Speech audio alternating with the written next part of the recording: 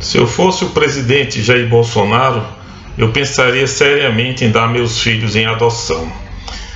Eu sou o professor Eduardo Simões e este é o nosso canal. Bem, nós os antigos brasileiros, né, nós sabíamos que tínhamos muitos defeitos, que morávamos num país cheio de problemas, praticamente esvaziado ainda de muitas conquistas que já eram comuns nos países mais desenvolvidos, mas nós tínhamos uma fé enorme nesse país, uma autoconfiança. Nós não gostávamos de ver estrangeiros cantando de galo aqui dentro. Nós não tínhamos nenhum sentimento de inferioridade em relação aos povos mais desenvolvidos. Sabíamos que estávamos desenvolvendo uma cultura própria, específica, que era diferente da deles, que não funcionava para algumas coisas, mas em outras funcionava muito bem. E isso era para nós um sinal de que estávamos no caminho certo, criando a nossa cultura do nosso jeito, e eles que criassem a cultura deles. Nós éramos certamente muito nacionalistas. Mas não aquele nacionalismo, né, que é fruto de um sentimento de inferioridade, mas de alguém que tem plena consciência de que não era em nada pior do que os outros, né, e que podíamos perfeitamente construir também uma grande civilização com características próprias aqui no nosso país. E um exemplo disso, um exemplo de como a gente encarava a prepotência, o excesso de projeção de poder que as grandes potências faziam, principalmente naquela época que era a Guerra Fria. É um filme muito gostoso, muito bem-humorado, estreado pelo Oscarito, impagável Oscarito, né, que se chamava O Homem do Sputnik, que foi lançado em 1959. Nesse filme, de uma vez só, de forma muito inteligente, bem-humorada, típica daquela época, né, de um humor sem maldade, sem malícia, mas muito eficiente, né, o diretor zoou brutalmente, o Carlos Manga, que era o diretor, né, zoou brutalmente das pretensões de americanos, soviéticos e franceses, que eram as três maiores forças naquela época. E criou uma situação em que eles tinham que vir para o Brasil buscar o que teria sobrado do satélite Sputnik lançado pelos russos e que teria caído na casa de um caipira, justamente representado pelo Oscarito. Um filme realmente muito gostoso, muito bom. A gente zoava com esses caras, a gente não tinha nenhum sentimento assim, se eu fosse americano, se eu fosse loiro. Nessa época não tinha nenhum problema a gente chamar o mulato de mulato, porque os estrangeiros vinham para cá, até nobres estrangeiros vinham para cá para ver se casavam com uma mulata do Sargentelli, porque eram mulheres especiais, excepcionais.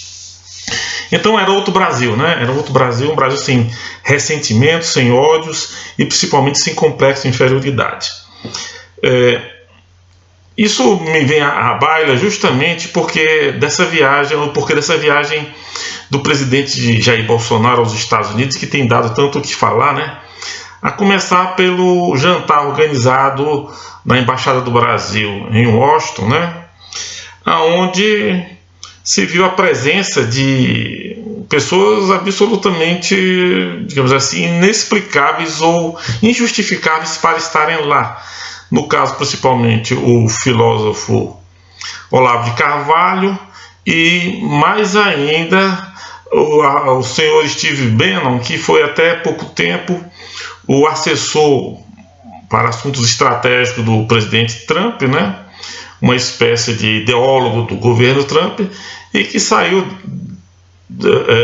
deste governo, foi defenestrado desse governo, deixando muitas mágoas e muitas coisas assim mal alinhavadas, o que nos deixa ainda mais apreensivo, porque a gente sabe que o presidente dos Estados Unidos ainda é o Trump, e o Trump está rompido com o Bannon. Então qual é a vantagem de Jair Bolsonaro sair do Brasil para se encontrar com um homem que não se dá bem, ou que já foi descartado de forma bem assim, seca, dura, por esse presidente americano com quem a gente quer travar relações? ficou muita impressão de que o governo Bolsonaro é dirigido acima de tudo por uma ideologia e não pelos interesses do Brasil, que é uma grande pena, né? Nós esperamos realmente que o governo Bolsonaro livrasse o Brasil daquela política externa muito ideologizada, muito dirigida pela esquerda, mas o que ele está fazendo é mudando o sinal da ideologia e não privilegiando os interesses do Brasil acima da ideologia, que pode inclusive levar a situações muito prejudiciais ao nosso país.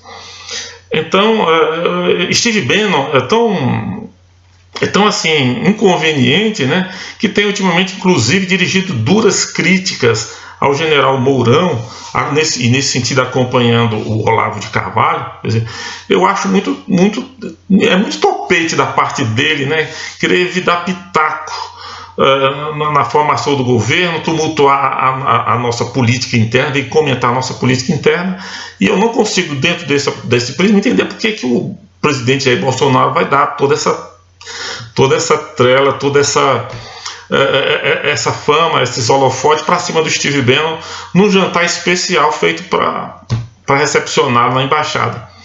É realmente preocupante a direção que a política externa brasileira está tomando nesse momento. Esperamos que ela seja revista muito em breve para o bem do Brasil. Agora, uma outra coisa também que chama a atenção de forma muito negativa, né, é a presença dos filhos do Bolsonaro nesses momentos, em especial do Eduardo Bolsonaro, que esteve muito no foco, né, e de uma maneira bastante negativa ao longo desses dias agora. A gente sabe que os filhos de Bolsonaro são aqueles que mais arrastam a asa e o governo junto para o lado do Olavo de Carvalho, que tem seus méritos como filósofo, como pensador, um homem questionador. É muito interessante o que ele fala os seus comentários sobre a filosofia clássica, etc., mas que tem se mostrado um desastre como eminência parda ou como consultor de governo. Estava na hora do governo abrir os olhos para isso, né? Mas como eu falava antes, o Eduardo Bolsonaro patrocinou alguns momentos muito deprimentes nesse episódio da visita do presidente aos Estados Unidos. No primeiro momento, ele fez uma crítica dizendo que os brasileiros em geral que fugiam como imigrantes ilegais para os Estados Unidos eram uma vergonha. Eu acho que são uma vergonha sim, mas uma vergonha para os governos brasileiros que não souberam criar condições para que se desenvolvesse no Brasil um país progressista que acolhesse seus filhos, seus habitantes, como havia antes do golpe militar de 64, né? Então o Brasil era um dos países que mais crescia no mundo. Hoje a gente está encalacrado e a gente espera que esse governo tire esse país dessa apatia econômica, né, com atitudes acertadas, sem fazer estardalhaço nem criar marolas por qualquer coisa ou desgastar a sua imagem com episódios banais como esse que aconteceu na embaixada. Então o senhor Eduardo Bolsonaro tem que se conter um pouco mais e parar de falar de coisas que ele não entende ou gratuitamente. Olha, às vezes parece que o Eduardo está se comportando como um garotinho chegando na Disneylândia, né? Pela primeira vez, deslumbrado com tudo aquilo. Ele teve a paixão de colocar na cabeça e pousar para fotos e vídeo com um boné, né, com a frase de campanha do Donald Trump, Make Brasil Great Again. Olha, nós queremos nos aproximar dos Estados Unidos. Eu acho importante, estratégico, nos aproximamos dos Estados Unidos. Os Estados Unidos é um aliado preferencial por razões históricas, geográficas, culturais. Certamente que os americanos têm tudo para ser e continuar sendo o nosso mais importante aliado pelos próximos anos, e não há nenhuma razão assim no horizonte que a gente pense que isso vai mudar.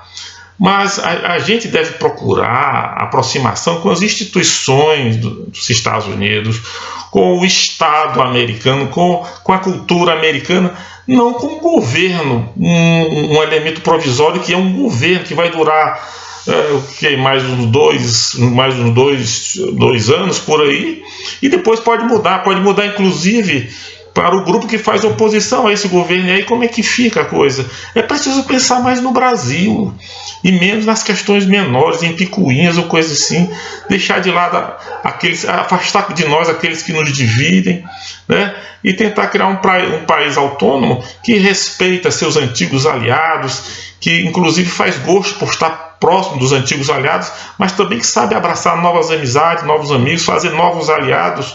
O Brasil é um país muito grande para se perder numa política tão pequena como está acontecendo agora. Esperamos sinceramente que o governo faça correção, que o governo atual faça uma correção nesses rumos da política externa e nós passemos novamente a ter orgulho de sermos brasileiros, não ficarmos como ficou esse rapaz aí, com essas declarações que parece expressar mais um sentimento de inferioridade absolutamente indigno dele e do nosso país. Muito obrigado.